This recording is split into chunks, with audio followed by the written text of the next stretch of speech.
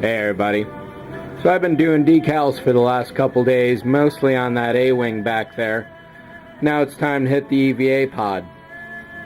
I wasn't going to tape this at all, but I figured I should make particular mention of these particular decals. Or rather, this kind of decal, which is basically a homemade kind of situation.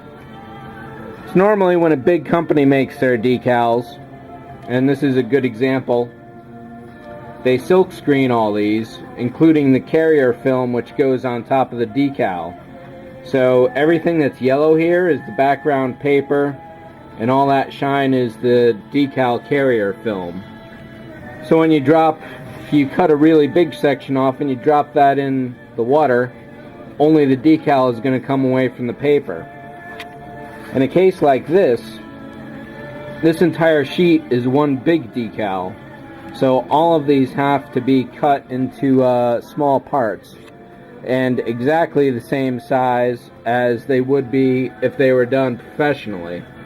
So like on the stripes there, you can see that's right around all the edges. Here, for each one of those little red squares there, I've got to cut one little red square just slightly larger than it. And because the rest of the film is on the rest of the paper, you can't just cut a big chunk off and hold that while you slide the decal into place. So it's a little trickier situation that maybe you'll understand better when you actually see it in action rather than my probably inept description of what's going on there. Up here, I already cut this one loose pretty much to form, but I'm going to trim it a little tighter. And I cut that one before I was really thinking. Excuse me. What I'm going to do is I will cut each one of these little shapes individually. However, I'm not going to cut through the entire piece of paper. If that makes sense. Basically, I'm just going to score the surface deep enough for the carrier film to release, but not deep enough to cut through the paper so I've got something to hold on to. So let me get started.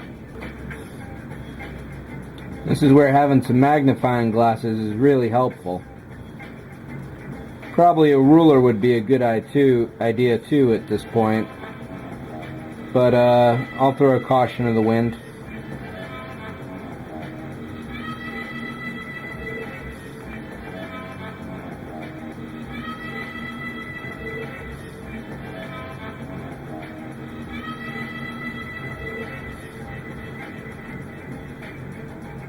One major downside to these decals is that the kit does not come with any reference for their position,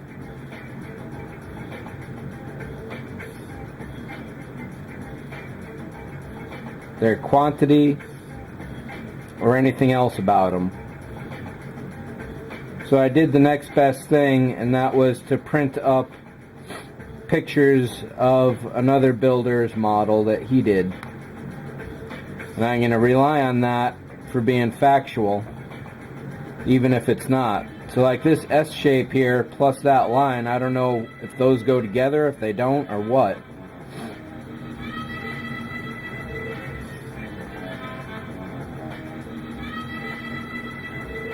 I'm not going to find out if I scored these deep enough until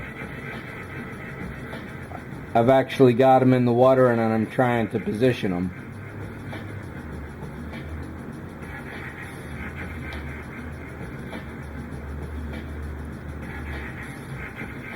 I've done a few sets of homemade decals, but not a lot. So this is a technique I'm still learning myself.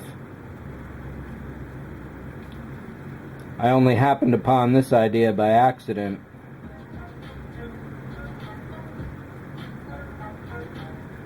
So I don't know that this is the best way, the right way, an ingenious way, or what. As always, every model I do is an experiment that I'm going to learn from so I do the next one a lot better. So like each of these little blocks of text, they could be separate, they could be together. I got no real way to know. These reference pictures are some of the better ones I found, and there's just no way to read what's going on in these images. I can kind of tell by the shapes what they might be, but that's about it. I only have a standard copy of the film, so that is not going to be any use for any really good close-up reference, except for all the really big stuff, and the big stuff is the easiest stuff.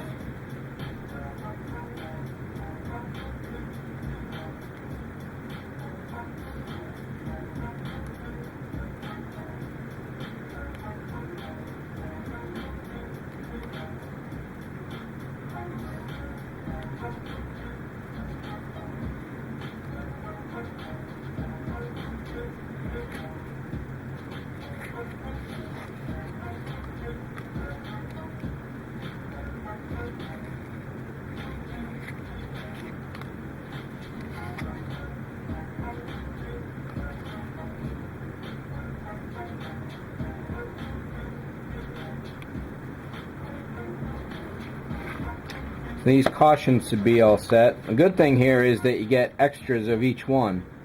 So if you screw up, it's not fatal. Another thing that's hit or miss with homemade decals is whether a decal setting solution like Solvaset or Microsol will completely melt them, or whether it won't have any effect at all.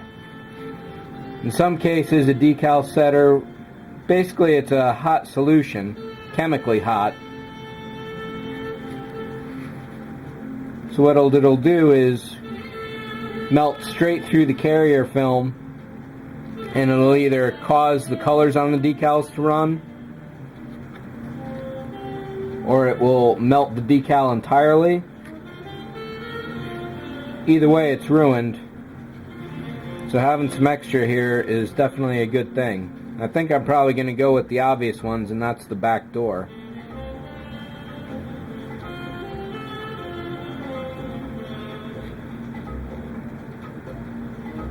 I was thinking what I'd do is get some other model to practice on, just to see if the Solvaset would melt or not. But then I figured if it melts, I can just pull it off and put a new one down without it, easy enough. So I may as well just go for a live test. The decal won't ruin the surface under any circumstance, or at least I hope it won't.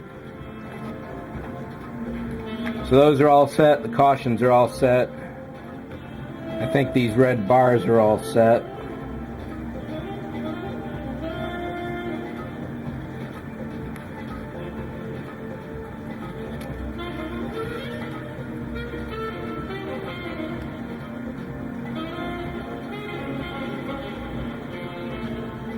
So yep, those are all set.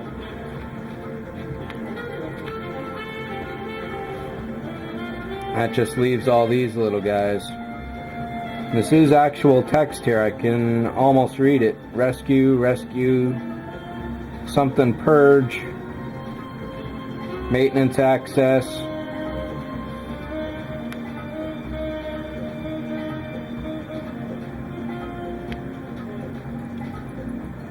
Basically on these I'm going to have to study the shape, count how many, and then position them wherever they might go.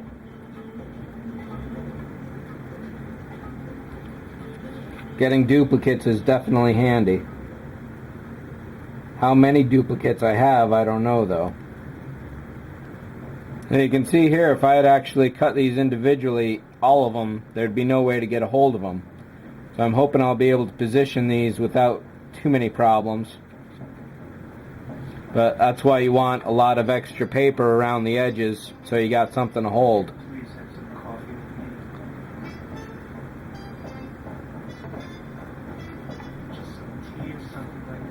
Here we go with the back door.